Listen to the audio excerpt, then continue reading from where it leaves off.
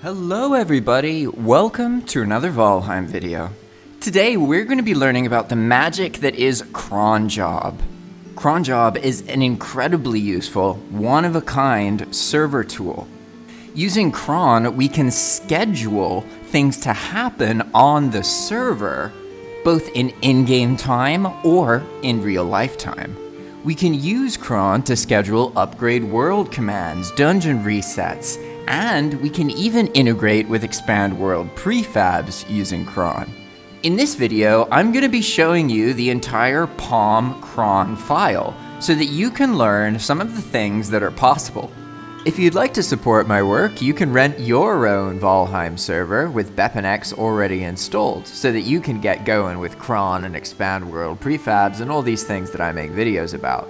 Just go to Zap Hosting and make sure to use my link, JP Valheim. Another really useful cron is to make Valheim save more often. I figured this is a good one to start with because the default is 30, and this will mean that when your server crashes, players can lose a lot of progress. It might not sound like much, but losing 20 minutes when you're in the zone building can feel like really devastating. So it's better to reduce this as much as you can. Ideally, when a server crashes, players lose at the most 5 minutes of gameplay. Another useful feature is to remove the night spawns that happen after players kill Yagluth, Fader, and also the Queen. These three bosses have keys that get added to the server. That means night spawns of that variety for all players on the server, regardless of whether you have player world modifier set or not. The main thing to understand really is how to format things, because if you don't format them properly, then it's not gonna work. So first at the top, you can see that there's this join area, and this will handle whatever happens when a player joins the server. Let's just focus on this, so you can ignore the entirety of the rest of the document. All that we care about right now is this section. We can see that in the very top left we have a join, and then basically every time you have a colon like this in Yair's stuff, it'll be an enter and then double space, boom, and then the command, right? That is normal formatting. So you get a colon and then enter, double space, dash. That's how Yair usually does it. And in this case, we can see that we have two formats here. We have the command when we have one command, and then we have commands when we're running two things. In this situation, there's no reason to have it separated like this. I just did it this way so that you can see the two different formats, because you're going to be using this a lot. Double space, colon, space, command, and then the command that you want cron to run on. That's pretty much the direct format you need to remember. You see here double space, colon, space, command. And then the other thing that'll show up a lot is schedule, because cron is a scheduling tool. You can actually use cron to schedule things based on in-game time or in real life time. And the schedule is this thing here. As mentioned in the documentation for cron, you can check out the Cron Tab Guru website. This is a great place to learn what this craziness actually means. You can paste any cron schedule here and then you'll see what it is. So in this case, we can see this is once a day at 4 a.m. and 5 minutes past. But if we were to copy this, let's see what Path of Magic is doing. So Path of Magic is running this command at 3:30 a.m. UTC time on Friday. And if we look at it, we can see, yes, this is the Friday downtime. And that's the guts of cron, is this double space, dash, space, command, colon. You're going to be doing that a lot, and you can see that you can actually have a decent amount of stuff in your cron. Now that you understand a bit about the formatting, then the rest of the commands are all going to be more comfortable because they're all stuff you already do somewhere else. On Path of Magic, every time a player joins, they'll be greeted, and the world will make sure that there is no skill loss on death. Now, it is a little bit complicated here because I don't actually use cron to handle the messaging. Instead, I use expand world prefabs. If you want to learn more about how to trigger Expand World prefab scripts using CronJob, then check out my most recent video before this one. For now, I'm going to focus on CronJob and just tell you that you can use cron to set keys on the server, and then Expand World prefabs can react to that key being set by doing something. That's what is handling what you just saw on the screen. Welcome to Path of Magic. It is currently day 356 of the year 33. This is all handled through cron and Expand World prefabs. And if we go over to our live chat, we can see, welcome to the Path of Magic. It is day 356 of the year 33. If you noticed, there occasionally are these moon and sun icons here. This is just a simple demonstration showing that you can use in-game time to trigger cron commands. So what's happening here is the in-game time is triggering the moon to show up. And it happens around the time that the day starts to transition to night. Next, we have a downtime manager. I know, I'm kind of crazy, and I actually purposefully take the server down. To manage this downtime, I have to kick players off the server when they try and join on a certain time.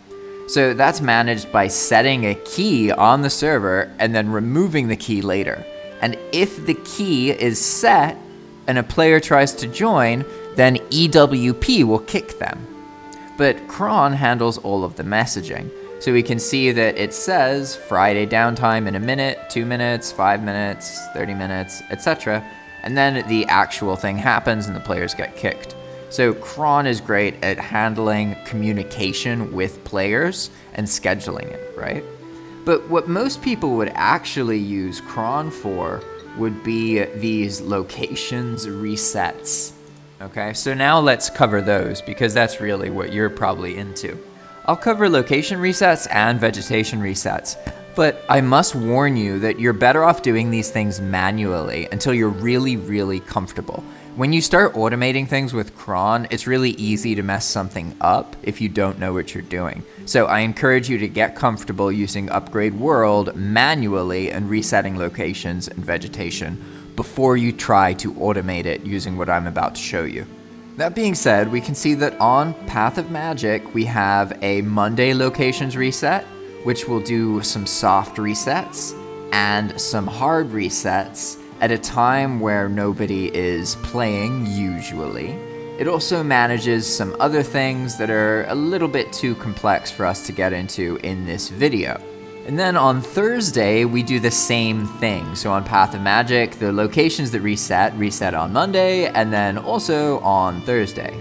Additionally, we need to respawn the metals that are commonly used, and also the brains in the mistlands that give you soft tissue. These respawns you have to be really careful with. They make the server more laggy than the location resets, and they take longer because more things have to be loaded. And so you can see that this happens on Tuesday. Some of them are reset, and then on Wednesday, the silver is reset because the silver I use a terrain command for, where everything else I don't reset the terrain, so I have to separate them. And you can download this entire cron file as it is currently just by looking in the description of this video. Or if it wouldn't fit there, then I may have posted it in a pinned comment on the video. So look out for that. That way you can just browse through and use what you want. That way you don't have to set it up for the first time yourself. And now that you understand that we have a location reset running twice a week, and we have a vegetation reset running once a week, basically, let's look a little bit more at the locations reset. You don't need to worry about this, I just do this for some other reason, so ignore that. But here we have the actual command that you would want to use. This resets things, but in a soft manner. Soft means that the location will be reset if there is not a player-built object nearby for a player base item, such as a workbench or a campfire or maybe a torch. The game will reset these, but only when there isn't that much player activity in that region. This is opposed to a hard reset, where the game will reset these locations by force no matter what is built there. That means that on Path of Magic, if you build something on a Mistlands dock where the Dvergr are, then when this runs, it's going to replace what you built with the original Dvergr structure and respawn the Dvergr. I encourage you to set things up this way where you separate them into hard and soft resets, and you communicate this clearly to the players. That way they know not to build in the dungeon areas. You'll probably find that they appreciate that. You'll probably find that they appreciate the reliably respawning dungeons more than not being able to build there. And by using soft resets, you can allow players to build in most of the locations. It'll just fresh up the ones that get explored but not built in. But now, the more astute among you may have noticed that I actually have some other stuff going on here. Like, I run an objects remove command, and then this is actually full of things that spawn in fortresses. You can see Ashland's Fortress Wall. I found that the fortresses actually overspawn because base Valheim doesn't accommodate respawning fortresses. So when Upgrade World deletes the fortress, it tends to leave certain parts in, and there's this weird thing that happens with the spawners where they make many more spawners than they should. So I just manually remove all of this stuff with this command, and then after I do that, I respawn the fortresses so that everything gets repopulated. And I find that this helps prevent that double, triple, 10 times spawning that can happen. But you only really need to pay attention to this if you're resetting charred fortresses. And if we keep going down, we can see that we remove the key that disables some messages that get spammed when things reset because of some other features. Then we perform the world clean, we wait a little bit, say that it's complete, which is a lie because this is just a command that shows up. It has no idea if it's complete. Just make it long enough that it's probably complete by then. And then it tells the player that there's going to be a reset in 10 minutes, and then 10 minutes later there is a reset scheduled through the server management, which can be quite a pain, and that's why using a cron to just remove it entirely is a great way to handle it. After you have this cron installed, it means you won't see night spawns, pretty much. You can make it so that I use it once every 6 hours. That way there are a few night spawns only right after the boss gets killed, but then it goes away and then it's back to normal. But you might want to change this to like 1 hour or something, and then it would be fine. Additionally, we can run item removers to clear up anything that accumulates on the server. Path of Magic has a couple of these. Like this one clears the logs that trees turn into when they take damage. So once a week on Thursday, all of the logs are removed from the server. This just helps a bit with lag because the server has to calculate all of the physics for that. And over time, that kind of thing tends to accumulate because monsters will attack something, they'll knock some trees down, players will, and it can cause a bunch of problems if there's a load of those and 3 or 4 players in an area. So we remove the logs, but then also there's certain monsters that, let's say, spawn a lot on Path of Magic. So there's a clearing day where those monsters are all eliminated. So all of the serpents in the ocean get culled so that the ocean doesn't get full of serpents. That sort of thing. It's quite useful to run these removers once a week because servers can really accumulate all sorts of different stuff. This is just something that can help a little bit with lag, but don't by any means think that any of these things are absolutely necessary. I just try and do everything I possibly can to increase the experience on Valheim and make it a bit less laggy. Now, we can move on to our metal respawns. Now, let's move on to our metal respawns, because these ones are picky, and you have to be a bit more careful than the location resets. What I mean by that is you need to make sure that you give the server a lot of time to finish a command. If you're resetting vegetation across the entire server, you should give your server a solid 2 hours to finish everything.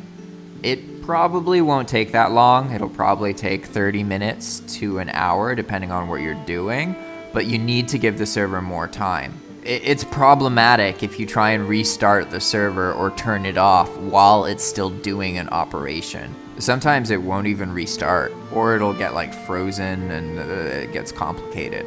And in general, whenever you do a vegetation reset, you should always restart the server afterwards. Vegetation resets are more resource intensive and they can increase your server's RAM consumption.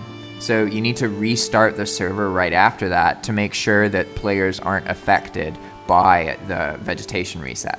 And then if we scroll down, we can see that I have just some messaging at the bottom of the cron file that handles communicating with the players for the nightly restarts. Path of Magic has restarts like pretty much once a day, so I communicate with the players when that's going to happen. And that's pretty much it. This shows a lot of different things that you can do with cron.